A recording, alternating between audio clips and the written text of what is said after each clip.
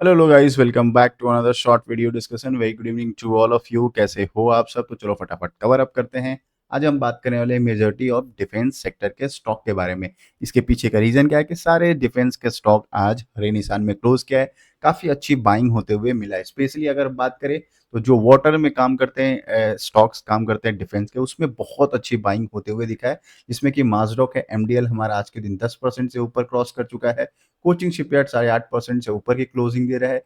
जीआरएसी में बात करें तो अपर सर्किट लगते हुए दिख रहा है। 20% का सर्किट यहाँ पे लग चुका है। इसके अलावा भी डिफेंस सेक्टर की बात करें, बीडीएल में, एचएएल में या फिर प्रीमियम एक्सप्लोसिव में, ये सब में अच्छी खासी बाइंग आई है। इसके पीछे का रीजन क्या है, उन सारी चीज को हम इस वीडियो में कवर अप करने वाले हैं। ठीक है, तो लास्ट तक जरूर देख लेना। अब अगर हम बात करें आपको सबसे पहले कि क्या अगर आपके पास ये स्टॉक है तो क्या हम इसको लॉन्ग टर्म के लिए अभी भी होल्ड कर सकते हैं, या पार्शियली प्रॉफिट बुक कर सकते हैं, या फिर लॉस बुक कर सकते हैं। काफी क्योंकि लोअर लेवल से लॉस थोड़ा सा कवर अप होते हुए मिला है। पहली बात, मैंने आप मेरे पुराने वीडियोस में भी देखोगे तो ये सेक्टर को मैं हमेशा पॉजिटिव ही आउटलुक में रखा था कि डिफेंस सेक्टर का कमबैक हो सकता है। थोड़ा टाइम फ्रेम आपको देना पड़ेगा।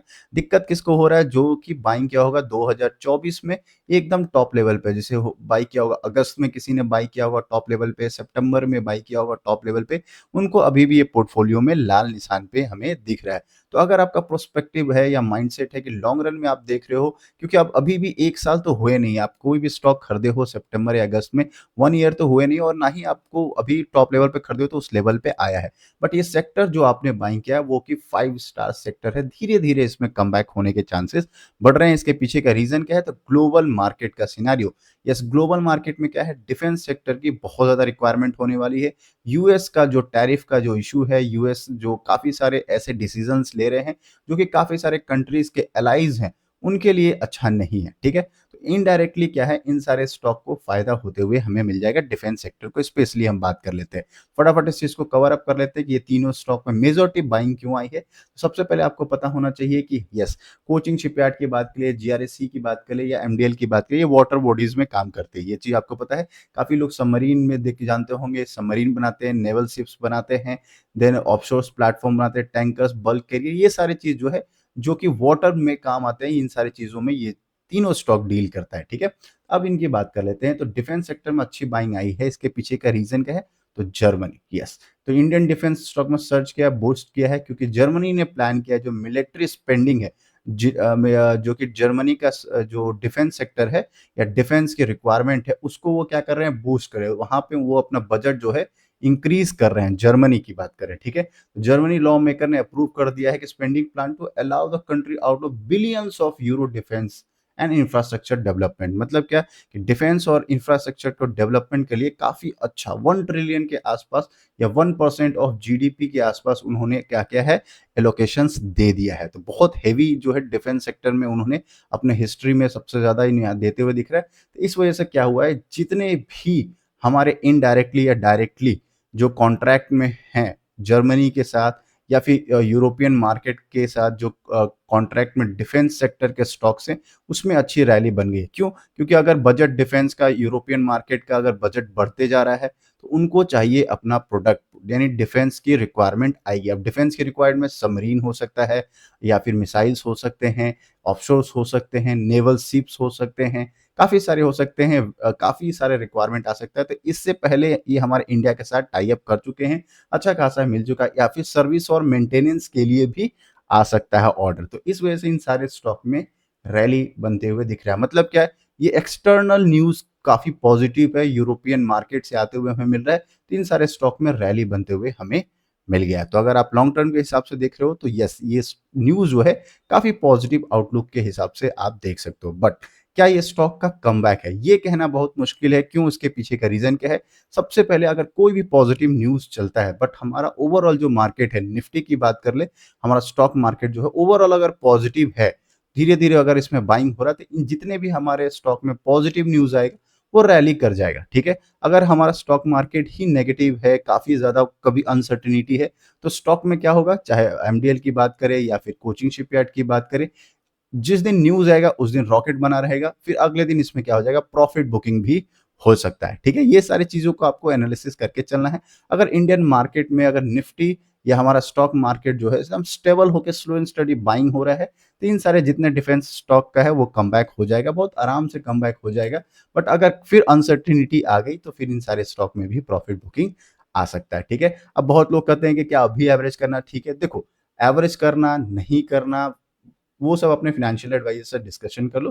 तो ओवरऑल जो प्रोस्पेक्टिव है ये चीज़ मैंने आपको बता दिया है। चलो नेक्स्ट न्यूज़ को कवर अप करेंगे एचएएल-बीएल को। उससे पहले अभी तक एन्जॉय कर रहे हो तो बिल्कुल लाइक एंड सब्सक्राइब कर देना। अब बात कर लेते हैं बीडीएल की। देखो, बीडीएल को क्यों सबसे ज़्यादा आपको रडार पे रखना चाहिए? देखो, इनडायरेक्टली अगर स्टॉक किसी को बेनिफिट हो सकता है, चाहे एचएएल की बड़ा-सा ऑर्डर मिले या फिर किसी भी कंपनी को सबमरीन का बड़ा-सा ऑर्डर मिले या फिर अगर अगर हम बात करें कैरियर्स बनाने के लिए और एयरक्राफ्ट कैरियर बनाने के लिए ऑर्डर्स मिले, बीडीएल को आपको इनडायरेक्टली फायदा जरूर हो जाता है। क्यों? क्योंकि बीडीएल जो है वो मिसाइल्स बनाती है।